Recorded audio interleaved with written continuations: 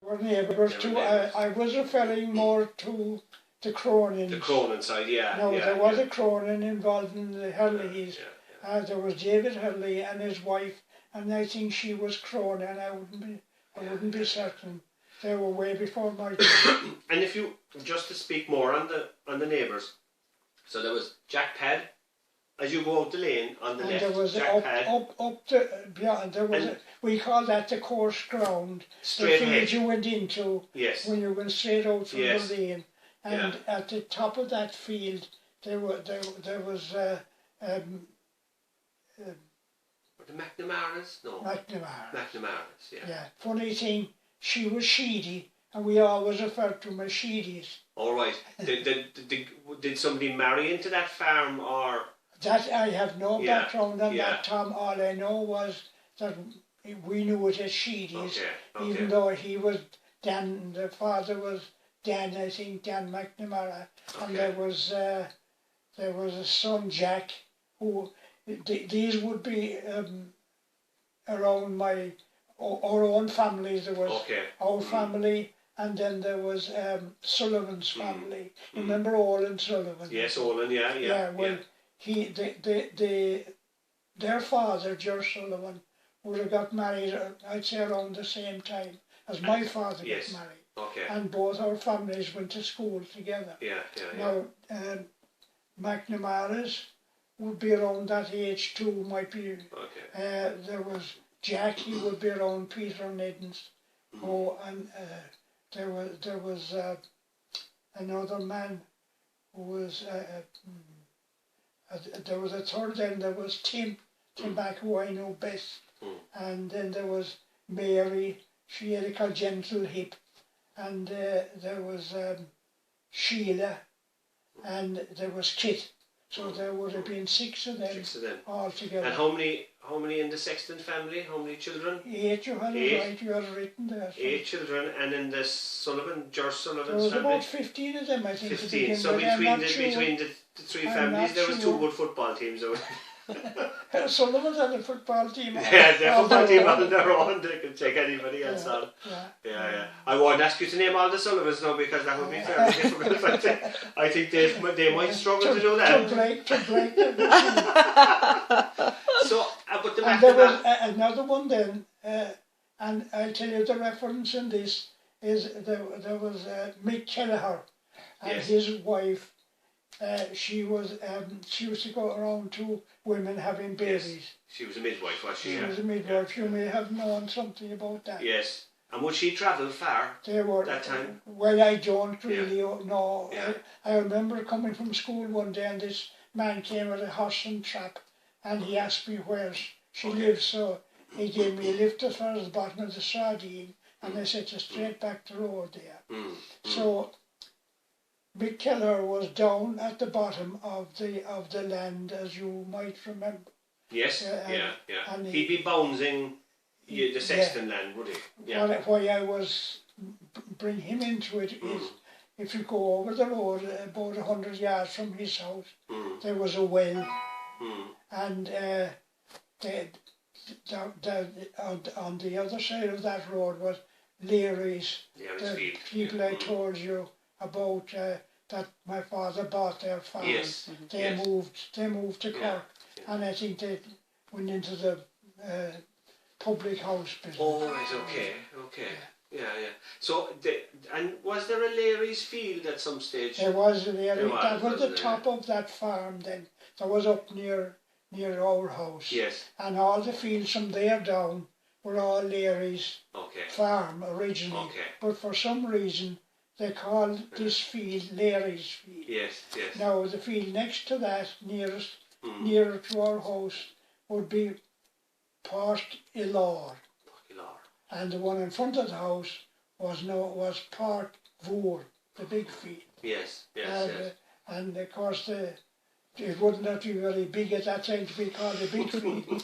But that was Port Vour, and the one, the middle field, then was Port Ilor. Which is the middle, And then there was Leary's field. Yeah. And then the field on the other side, as you go over the lane, over towards the end of the lane, just as you reach the road, The end of the lane, on yeah. your left hand Yes. side, there was a field there, which was Park of Cummer. There was a stream coming down Okay. beside it, Yeah, and yeah.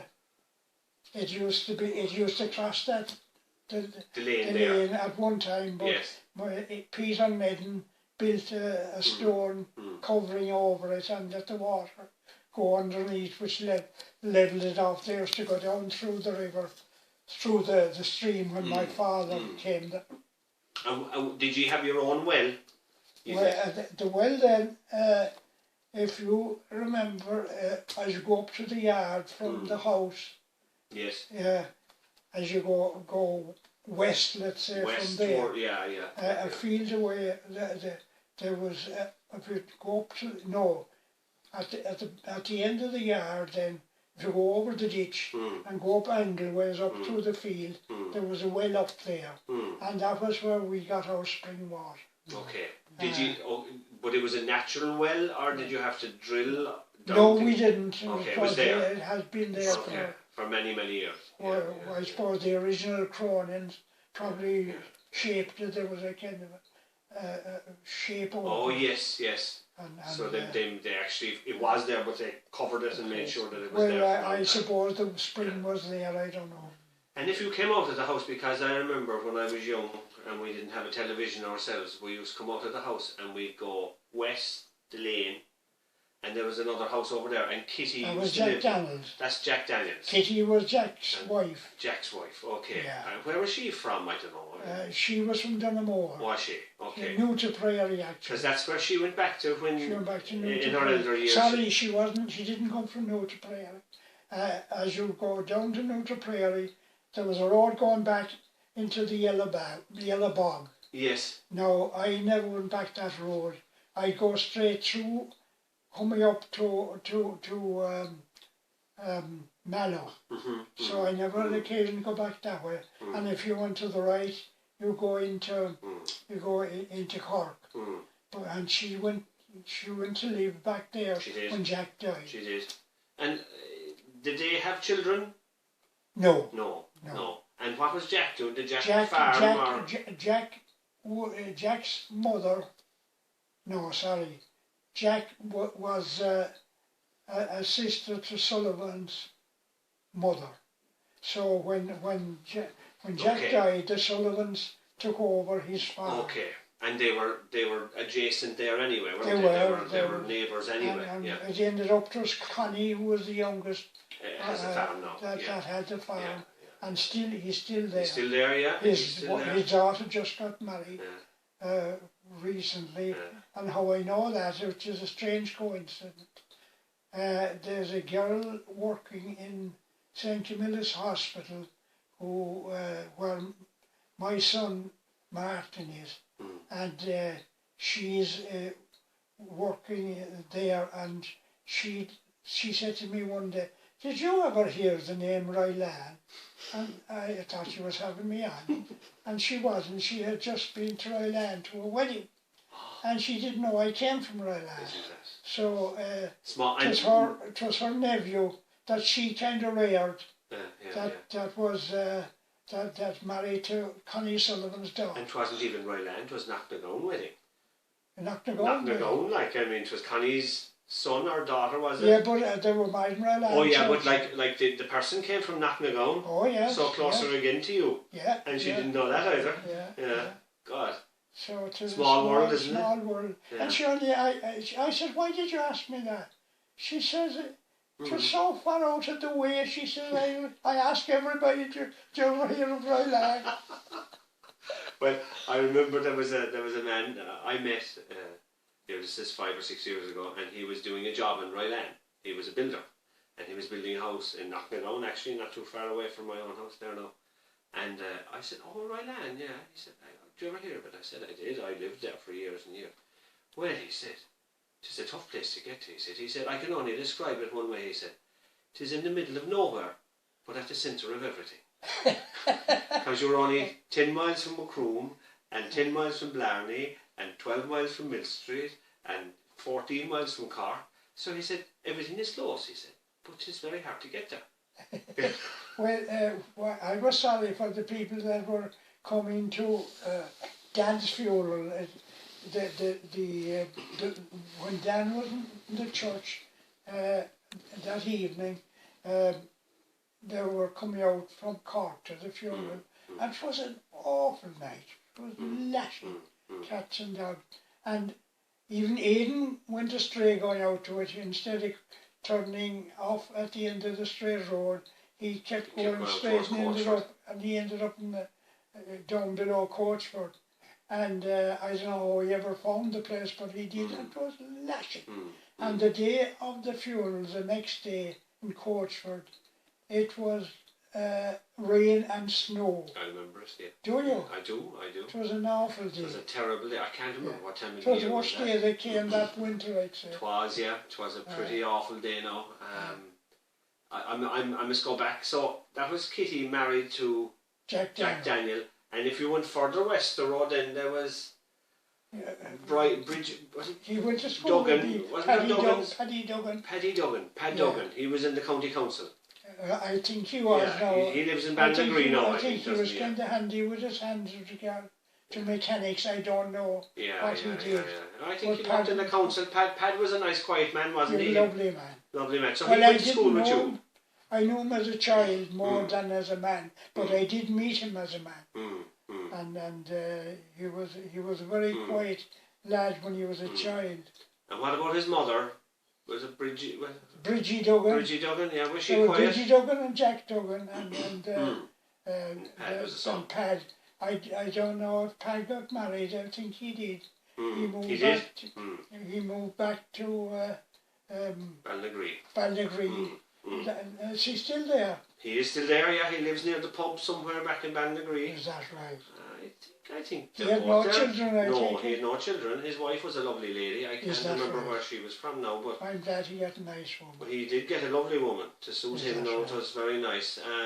And there was no other people down that direction then, was there at that time? Lived farming down past Well, the only people around me now that I was in close contact with would be McNamara's to the east of us, Jack Pads to the north of us, Jack Daniels to the west of us, and Sullivan's to the south of us, and Duggan's to the further west again. So, and Mick Kelleher. Oh, the Kelleher's there. Yeah. No, they did have a son anyway, I know, because he bought a house from, I think he exchanged a field with Dan. Oh, right. And he built a house there. Mick, as he's known as Mick the Yank. Mick the Yank. Well, his father was Mick the Yank. Yes. And I think his father was a Yank. Oh, right, okay. I was wondering where the name came from, because I'd say Mick, well, he was Mick the Yank before he ever left the country, I'd say. Dan told me at one stage that we were talking about cancer, and that Mick the Yank, I said, you'd never hear of cancer when you were young. Because you would, he said, because Mick the Yank's father died of it. Did he? So that was Mick the Yank, and Mick was all Mick the Yank, and he married Bridie Cronin. She came from the west. She wasn't, she wouldn't have been the same Cronin as my mother that I ever knew. Maybe she was originally. If we go back far enough, I don't know. When you say she came from the west, you mean she came from not Clonaglock, but further west again. Flagmount. Okay. Where Owen Sullivan's wife came from. And she's a lovely, lovely woman. That's right, right, yes, yeah. And what about the Savages? I forgot to mention the Savages. Yeah, the Savages were further up, they were at the right, the top. They were go over the mountain to get to the Savages. And they had a connection with us insofar as my father introduced Mamie from Ned to Tim Savage. Yes. And my father was responsible for her, Tim Savage's wife, Mamie Driscoll or something. She was from Nag. My father had a sister who got married in Nag. She was my Auntie Ellie. And she married Bill Scannell. He was a smith in Ned. Mm. And when my father wanted to shoe the horses, he would go out to Ned to get the horse, and he'd bring me with him to ride the second horse. We'd bring 2 horses out. And was that a long day out then? Was it? Oh, I used to love it. Yeah. And would you go up by the bog road, or would you? Because you couldn't go through Borracarring, the valley. Yes, up to Borracarring and down there. And would that be a full day to go to God, and from? I'd say it would. I can't remember much about it, but I'd imagine it would have to be. Because it would take quite a while to go from Old House out to Ned, walking. And would you go to Ned Sports? Because I remember my mother talking about going to Ned Sports. Greta and I then, I can remember one particular Sunday, and there were all the Ned Sports Sunday, I think it was the first Sunday in August. Greta and I headed out, I suppose we had mass, no we hadn't. We headed out across the mountain up to Borracarring, and the soldiers had a barracks there that time. That's right, yeah. And Greta and I went to mass in the soldiers' barracks in Borracarring. At the top of Borracarring. Yeah. And down there there was a woman down halfway down Glouncombe. We called in there and she gave us a cup of tea. And did you know her well? My father had some connection with her. I didn't know the ins and outs of it. I asked Greta in recent years, who was she? And Greta wasn't very clear, but she said she had something to do with my father. She would give you a cup of tea anyway. So she gave us a cup of tea. I know, we were told like to call to her that she would give us a cup of tea. Or the cycling. You were walking, I presume?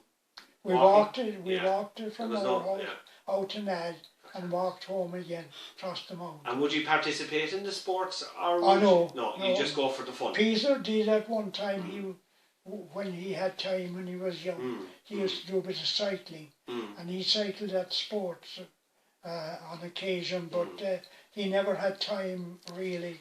From what I remember my mother saying, Peter did a lot of cycling because he used to cycle to the Tech, was it? The Tech, Macroom would be 11 miles from our house, I think. And Peter, and it was all mountain road, Peter used to cycle back there and cycle home. And there was only one speed on that bicycle, I'd say. There wasn't 10 or 15 or 20. I can't remember. He had a 3-speed bike one time. Did he? Wow. And he gave it to me to go to Ryland. And when I was coming up against the hill, I was being very smart. I said, I should change gear up the hill. I pulled the lever back and broke the wire. And you had to walk it for the rest of the way. Yeah. Was she stuck in gear? I had to face Peter. And how did that go? Peter was very good. Sure, Peter would probably be delighted that he'd have to do some work and he'd figure out how the gears worked. He'd figure anything. Yeah. And did he? I remember my mother saying something about was it Eden used to cycle a lot as well. He used to cycle to work, but he cycled one day. He came from Macroom, I think, that day, whether he was working there or whatever. He came home, had some grub, and he had to cycle down to Carrigaline that evening to be at work the following morning for another job down there. I didn't know about that now. What I do know is the way Peter started out, he went to the Tech, I don't know, for a year or two in Macroom, and he obviously was good at it. I saw an inlaid table that he made there. And he went, he apprenticed then to a carpenter from, where's Pat Duggan gone to? Balnagree. Somewhere back that way. And he apprenticed to him, and when he was working with him for a year or two, that man got called away to a job. He got some work. He got some job from the county council, so he had to give up his own trade and work for the county council at it. And he left the job unfinished, which meant that Peter had to finish it. And there were other jobs lined up, and Peter went on to the other job. And the first one of them was Mick Kelleher's. And when Mrs. Kelleher saw this young fella coming in, she said, "Where are you going?" He said, "I'm supposed to do this job for you," he says.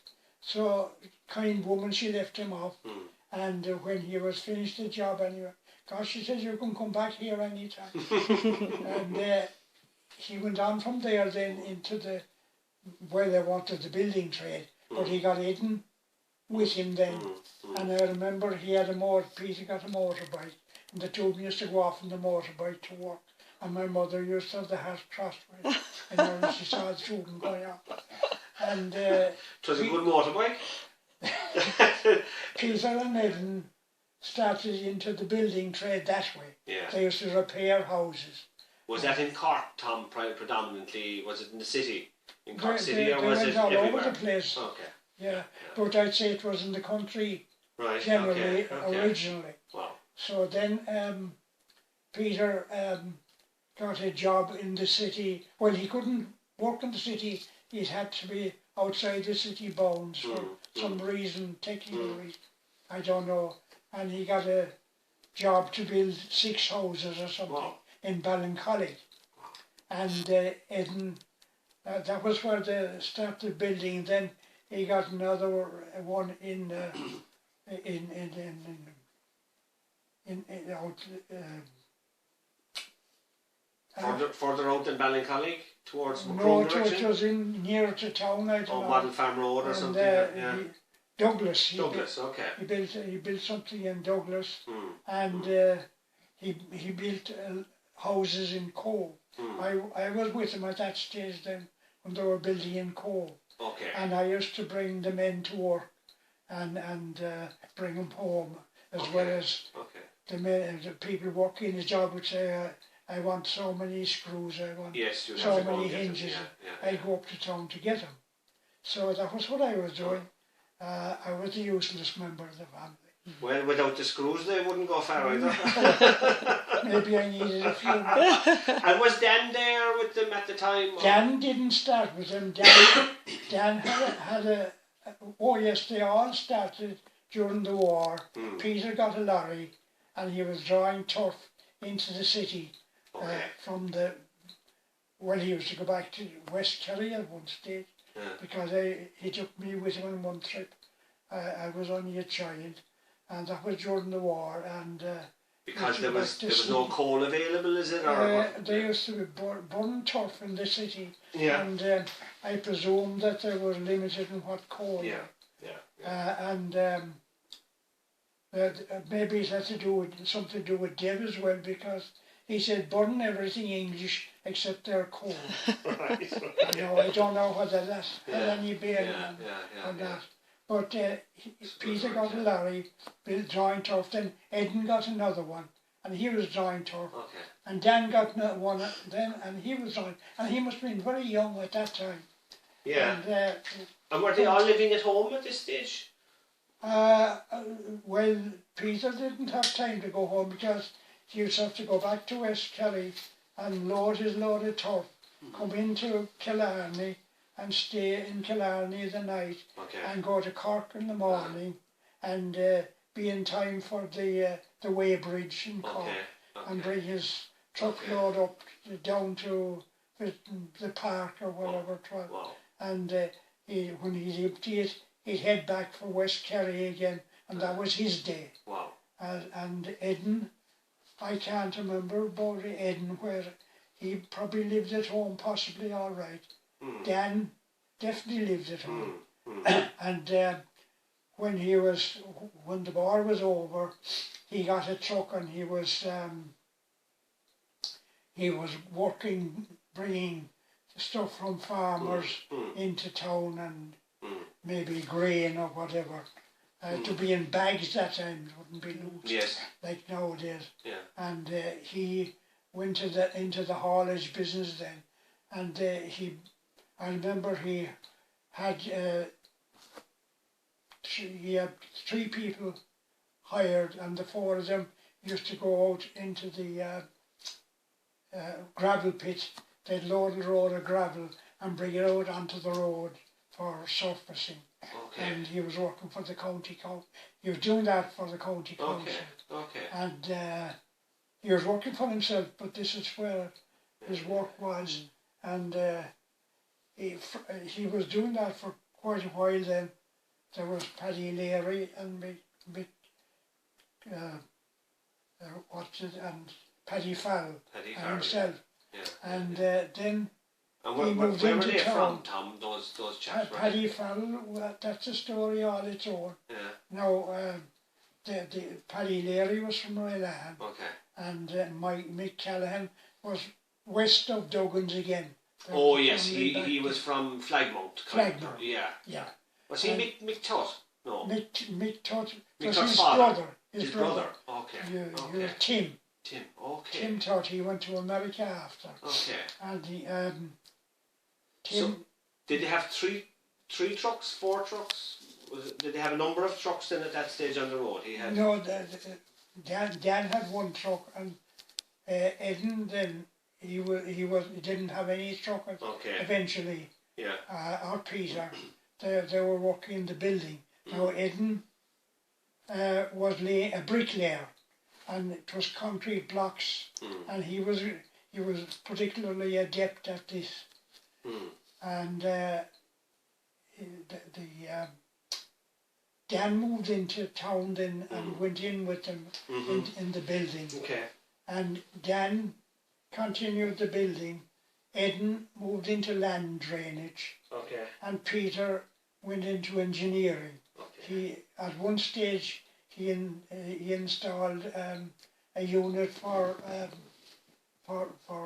Jemison in Middleton. Wow. He could turn his hand to anything. He had studied to be an engineer in his own time. In his own time? Yeah. Okay, and he was qualified then, or what? I don't know what his qualification. His qualification was his brain, I'd say. He had a marvellous brain, yeah. and he had got something because I saw some books at home that came from, I remember, the Bennett College in London, and he was studying by candlelight at that time. So. And he was working during the day, doing whatever he needed to do to make a few pounds, and then at night he was. That's why he couldn't continue the cycling career or whatever he would have had. He'd have loved to do boating, but he never had time. He was too busy. Too busy getting. He was doing what do they call that study when you did long distance learning? He was doing distance learning before it had a name. Before they put a name in it. Before they put a name. So once he kind of got into the engineering side, he started up that company. Was it in the Straight Road? No. Well, he was working in. They built a place on down near Kiley's, you know. Okay. Yeah. First. I think that came first, and he was at that time he was importing grain handling equipment. Okay. From. There'd be combined harvesters. Okay. Yeah. And grain dryers. Okay. Yeah. And that sort of thing, and he was doing that from the road down at Tivoli. Yes. Now there was a peculiar thing happened. They built a new road in Tivoli, down along by the railway, but Peter had already built the place where he worked there, and they had to go around it with the road. The road should have been going down along by the railway. But Peter was in the way. But Peter was in the way, and it was bad planning on their part. Of course, somebody that gave they him allowed planning. him that they allowed him to build there because the road should have been there. You know the place I'm talking about. I do, yeah. And then he built a place on the straight road, and then he went to Dublin himself. And what was the name of the company on the Straight Road? Well, at that stage, it was Sexton Brothers, I think, but when they were down in Tivoli, it was CMAC. There was a Dennis McSweeney, was a partner with Peter. Okay. And they called it CMAC. CMAC, yeah. So that I don't know how long that lasted. This man Dennis McSweeney, where was he from? I wonder was he. They were a city crowd. Okay, now. so he had met him on his travels and. So I don't know what the circumstances were, but Dennis and Peter joined forces at one stage, and I don't know how it ended up. But so Peter moved out of Dan stayed in this thing then with the agricultural equipment that he was selling in the State Road. And Peter moved to Dublin and he went into engineering works in Dublin. I'm not exactly sure. He had some dealings with Saudi Arabia and people out there. He was had dealing with Saudi everybody. Arabia different. He was out there, and he was at one stage. He was very involved from day one with the what you call those won't come. That's all right. We'll come later. And he travelled. He went to the United States for a holiday, and an extended holiday, and he travelled all over the United States. And there was my father's sister, my Aunt Margaret, was in Toms River, New Jersey, and he visited her, and she had married a man with a German name, can't remember what it was, and he owned a bit of land around the place. And she asked Peter would he develop it and do building there. And I think he didn't get on too well with her ever feeling. But I asked him afterwards, were you tempted to stay in the States? And the answer he made me was, I had too many mouths to feed at home. We were all grown up. You know, but he still felt responsible. He was the oldest. For the family. Yes, yeah. And we were all gone our own way at this stage. So he was in his 40s then, probably, was he?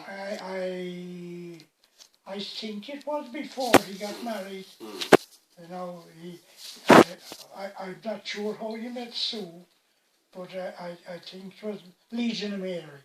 He was very involved in Legion of Mary, and that's what he was involved with in the States. That he got. And it was kind of a working holiday, so it was. Because I could imagine Peter would head away on a holiday, but he'd be keeping his eye on everything new that he'd see and say, God, I could do that. He went down, himself and Sue went down to, was it Morocco or Egypt, I think, at one stage, and they went into this hotel, and they were staying in it 2 days when Peter was running the hotel instead of the owner. And, he had better ways of doing things. Well, he said, oh, carry on, he said. But he was unpaid, obviously, at the time. But you see, the head would never stay quiet long enough. He was like that until his very last moment, I'd say. He had to be doing something. I can remember when visiting Peter in Dublin. Can we hold that 1 second? Yeah. I remember Peter at the age of 83, which is more or less what I am now. I'm a year older. I visited Peter in Dublin, and he used to go at 8 o'clock in the morning to work and come back in the evening. And he was 83 years old that time. I don't know how long he kept it up after that, but I do know what age he was then. Wow. And he just couldn't sit at home. Well, my abiding memory of him is he would always be interested in what you were doing. He would. No matter what it was, and he'd always ask intelligent questions about it. Yeah. You know, I was doing something which was quite different to what 99% of people would be doing, and I only fell into it by mistake. But he was interested. He would ask the relevant questions. Yeah. Almost immediately. And he would grasp what you had. Absolutely. Immediately. You know, he'd have 80% of it within the first 5 minutes of talking to you. I can remember when he was involved with this crowd in England to do with grain handling, and grain handling equipment, and they would explain to him what was involved. But then he would try to explain it to me, and I wouldn't have a clue because he was great to grasp it, but not good to explain it because it was so simple to him, such a simple concept that he didn't realise that he'd have to go into a bit more detail talking to a fool like me. He'd have to start at the beginning with most people, like, as opposed to the middle where he'd normally start himself. Yeah. So you mentioned something about the bog road, or the You asked me in that questionnaire about the building the bog road. I don't There's no, know yeah. anything about building the bog Well, road. maybe I have the wrong end of the stick there. Maybe you might have been referring to shortly before Dan died. Fortunately, I said to him, could we go up the old road to Knocknagown? And I never knew any of the present road up there.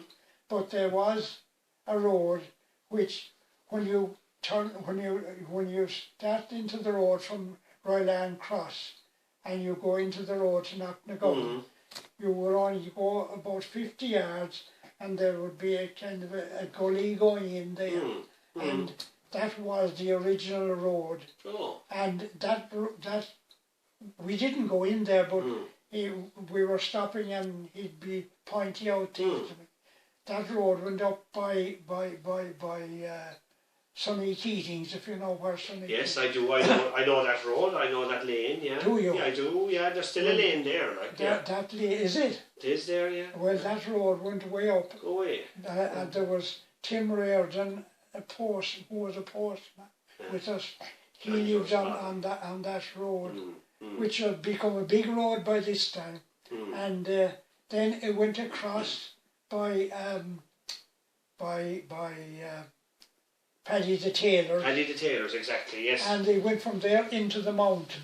Go away. And that was the original road to Knocknagown. Well, there's parts of it still there now. Right? I know myself because I was friendly with the Keatings when I was younger. And Batty Lee, he's young fella, I used to be friendly with him. Is that right? And down by Batty's there's a little laneway down there, and up by the side of Keating's, and it's still there. Is it? And that was the old original road. They must have kept that open because they must be using it for farming. They could be using it to bring up and down cattle, or it was just wide enough for a small tractor to go up and down as well, you see. Yeah. So that's the old road, that's the original, Yeah. Well, when that goes up, then, you know, Paddy the Tailor, you know, when you come down from our house down to Paddy the Tailor's, instead of turning right, if you went straight through down there, and that's a good road, that's the main road, and if you go down to that, it comes up there. There's a laneway between John Joe Reardon's and Paddy the Tailor's. That's right. And that's probably the old road. It would have been the old road. Now it goes up beyond Paddy, it goes up beyond it does. Reardon's. But I suppose some of it only exists because the ditches were knocked. Was that John Joe Reardon, did you say? John Joe Reardon, the postman. He went to school with me. Did he? Yeah. And did you mention his father, or was it John Joe himself? No, it was his father was a postman. As well. Was John the postman? John Joe was a postman as well. Yeah, he was a postman for 50 years, I suppose, in Ryland. Tim Reardon was our postman. Is that right? You know, when I was a small lad. John Joe and Mary was a sister. I should know them all because they lived together. I went to school with him. Yeah. And there was a lot of people living in Knocknagown, I'd say, when you were growing up, was there? There was a lot of families. And I started to tell you about Olin Savage. Yes. Now, his father was Tim Savage, and because of the connections that my father was responsible for him marrying maybe Driscoll from that where my father's sister lived. And there was a great friendship between our family and the Savages as a result of that. And Olin's father, Tim Savage, going back as far as I can remember, he was crippled with arthritis, which meant that Olin, while he was still going to school, he had to do whatever farming was to be done because his father wasn't able.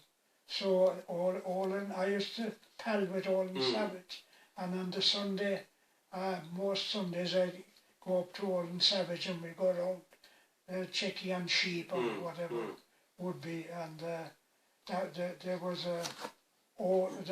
more. Julia May was the eldest. She'd be about Greta's age. Julia May and Olin and Maudie. And there was a younger sister there. I think she was Julia. And Oh, there was Maya Savage. Maya, You that's may right. have known I Maya. remember Maya. He used to live on the Kerry Road. He was married to Mary and Maya. Mary was, I don't know where Mary was from originally. Oh, is that right? They don't. And where do they live? Well, Maya died, and Mary is. He'd be. Do you know where Margaret and Noel lived? Yeah, yeah. They'd be only, I suppose, 50 or 100 yards Oh. back towards Ryland on the same yeah. side. And had they a farm there? They have a farm there, yeah. He must have been working for those people because I don't know where he'd get the farm from. Well, 'tis a fine house they lived in, whether they built it or whether it was there before they bought it, or how he got the farm, we don't know, but maybe the house was there prior to them moving in, you know. I don't know the history there now. Mary McCarthy. It was McCarthy's had it, You I'd know say. where? Oh, They were McCarthy's originally. He moved into I'd her say house. he married in there into that yes, farm, I have a funny feeling. He probably worked for them. He probably before did. that. Yeah, because Yeah. Mary McCarthy was the elderly lady that I knew of years and years ago, and she was Mary Junior's mother, obviously, who was married to Maya. Oh, yeah. And Maya was another lovely man, really. He was Another very gentleman. Gentleman, Very yeah. gentle. And so was his father. Is And that his right? father, they had a gramophone before anybody had a gramophone because they used to get money from America.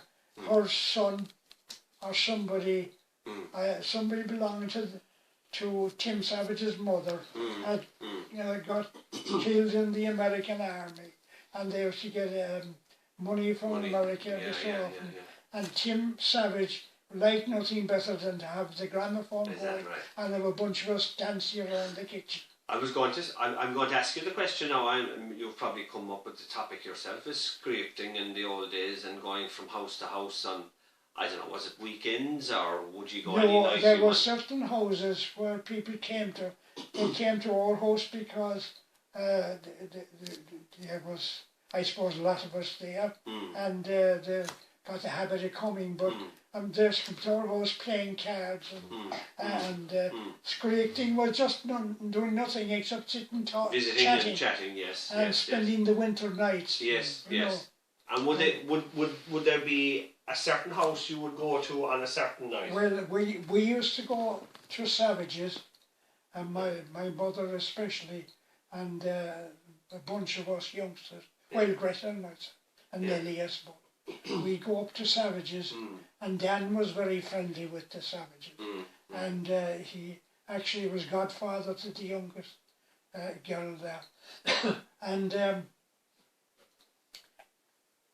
they would come down and visit us then as well, and we would go down to Sullivan's, scraping, and they would come up to visit us scraping. This was a way of spending the winter nights.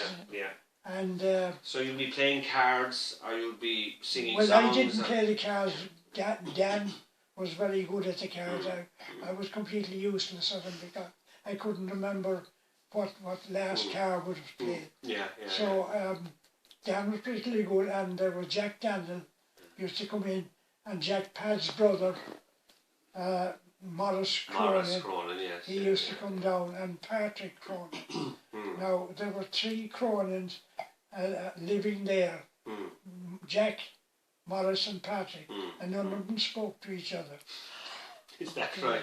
Well, they were, Patrick and Morris spent some time in America. Yes. And they came back then, and Jack, I suppose, resented them coming back in to take over the farm from him. Okay. I don't know. And was Jack married at the time? Jack never got married. And neither did Morris marry. Morris didn't marry. Patrick did. No, he didn't. No, I don't think any of them married, did they? No, they didn't marry. They had a sister who owned the pub in the Lower Cross at one time. She was Julia. Eileen. No, was it Eileen? And there was a Mary. They had a sister Mary. They had been in the States. Eileen had married Jack McGarry.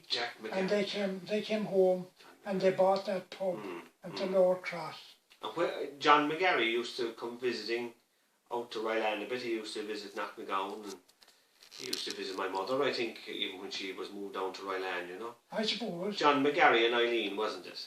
John McGarry, all I can remember about him was that they had a pub in Rylane, in the Lower Cross, and I remember going in there one night. Dan had a bunch of fellas out saving hay. He brought them out from town.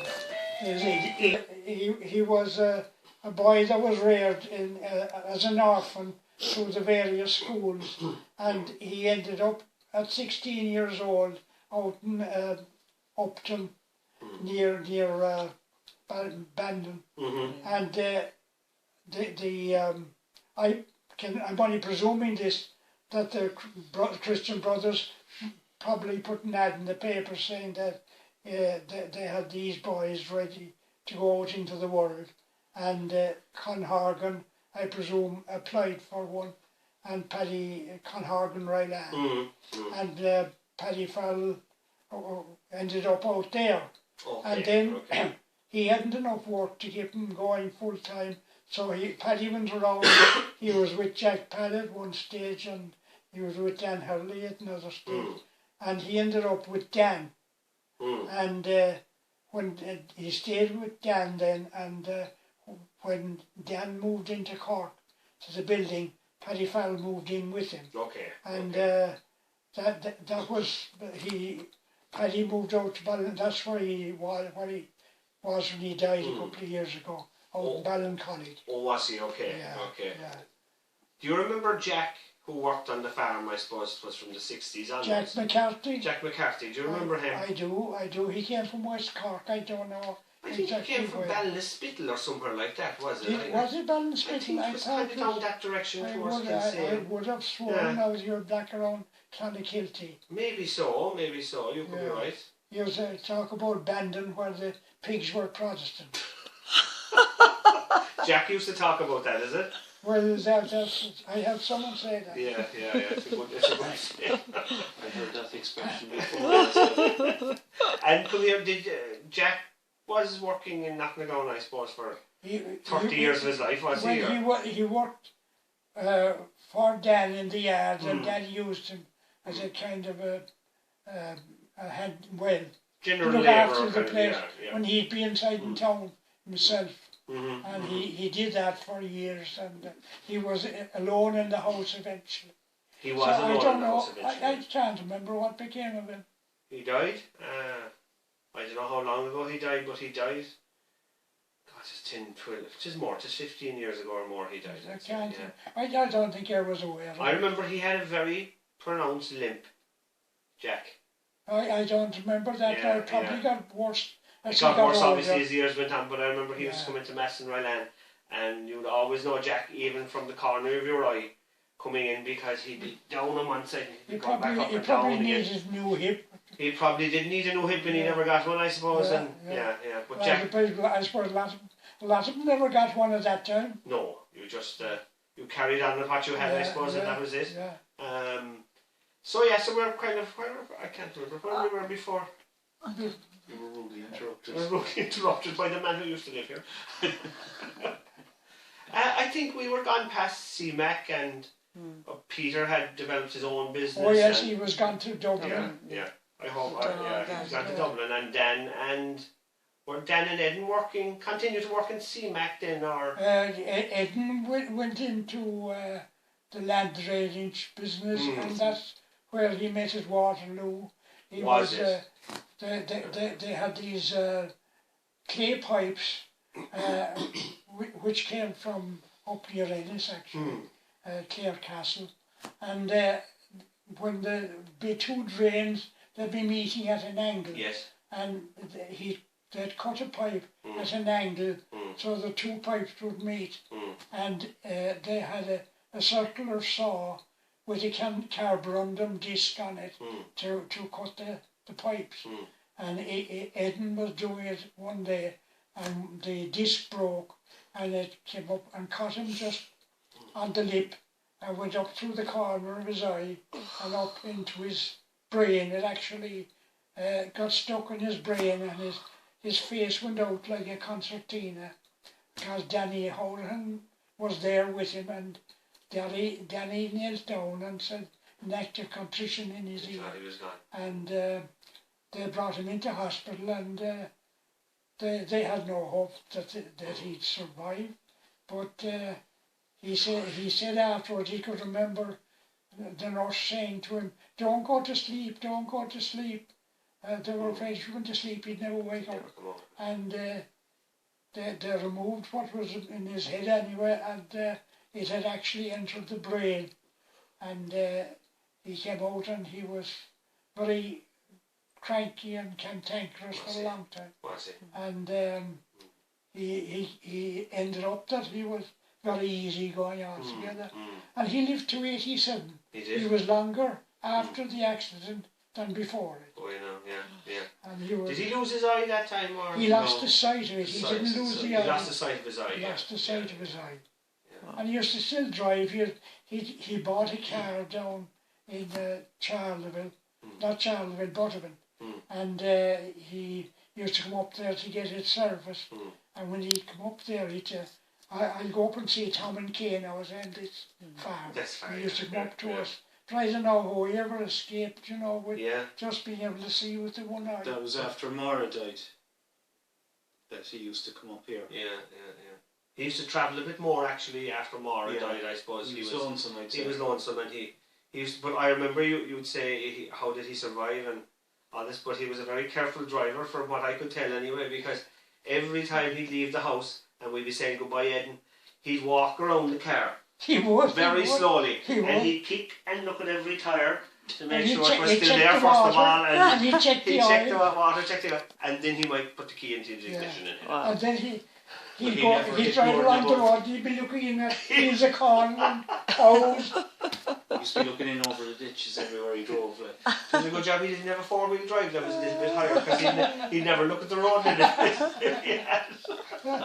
But I'd say he rarely had an accident either, in fairness. I don't remember he ever had an accident. No, I don't ever remember him being in an accident. And God, I remember he used to come out and I wouldn't eat, my mother would have bacon maybe sometimes on or whatever, and I wouldn't eat the fat of the bacon, I'd hate it.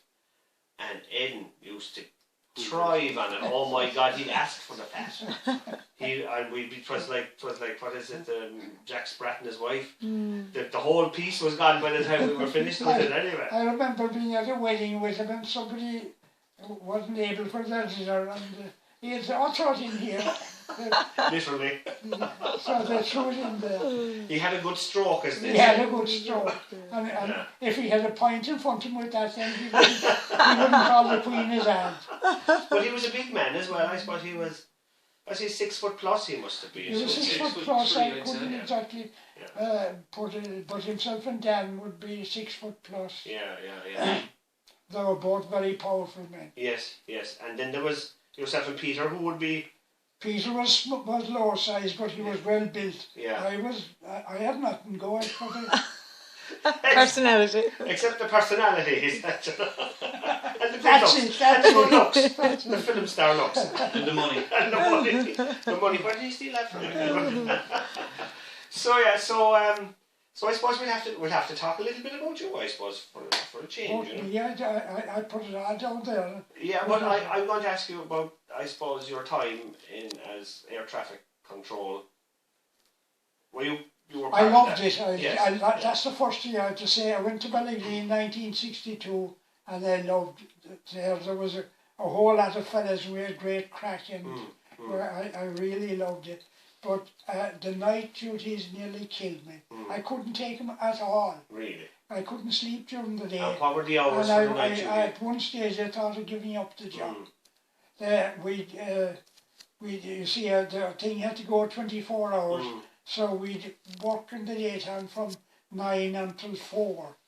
And then from 4 until 12. And from 12 until 9. And it used to kill me. And at one stage I thought I'd have to go back to sea. But I stuck it out. The system got used to it. I still couldn't sleep, but my system got used to it. And you'd have to do each shift. Well, we all had to do... And rotate, Had to rotate, so you did the same amount of days and evenings and nights. And was it quieter? Was the night shift quieter with regard to air traffic? As regards to being busy, there was a period where it would be quiet, and there was a period of them to be hectic. Mm. Now, at night, for the first 3 hours, it was very quiet. And then the aircraft would be coming from the States to Europe. And to us, it didn't matter whether they were landing in Shannon or Rome.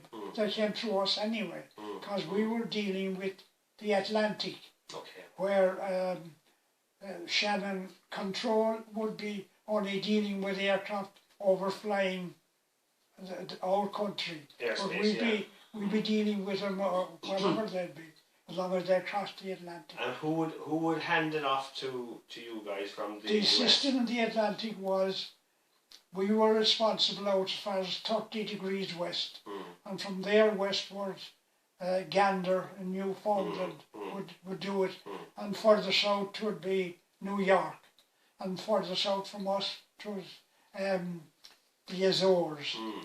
So there were four different areas, and we were responsible for the busiest between us and Gander. Okay. That was the busiest part of the Atlantic. And how many years did you work there? I worked there from 1962 until 1995, which was 33 years. Wow. And I would have had to do 40 years to get a full pension from the state, but at 65 I had to retire anyway. So From that particular job, is it? from it's the departmental regulation that you don't work after 65. And did you feel the stress of that job? I wonder, because I've read that it's one of the most stressful jobs. Well, we weren't air traffic control as such, but we were, you see, the air traffic control people in Shannon, they'd be working through radar, and they'd talk directly to the pilots. They could also see where the aircraft was. Each aircraft, when it was coming into towards Shannon, we in Ballygreen, we'd give them what we call the squawk code. Now, they would put on what they call the squawk, and in Shannon, that was converted into an actual aircraft, like an Alitalia 612. He'd have his own squawk code, and they would convert that in Shannon to that particular aircraft. And but when the aircraft went out about 15 degrees west, they would lose him on radar, because that's only line of sight. And then we would take over, and what we did was through voice. We'd be talking to the pilot. The pilot would tell us where he was, what his flight level he was at, and when he was estimating to be 30 degrees west. If he didn't show up at 30 degrees west, they would have to start looking for him. But we worked through not Shannon, but Prestwick in Scotland. They were the controllers, we were the communicators. And we would take the message from the pilot and pass it on to Prestwick. They would give us an instruction for the pilot, and we would pass it on to the pilot. So now they can do it by satellite. They wouldn't need us. But at that time, it was the only way of making contact with the aircraft. And was that called Shanwick? Was it a name? Shanwick?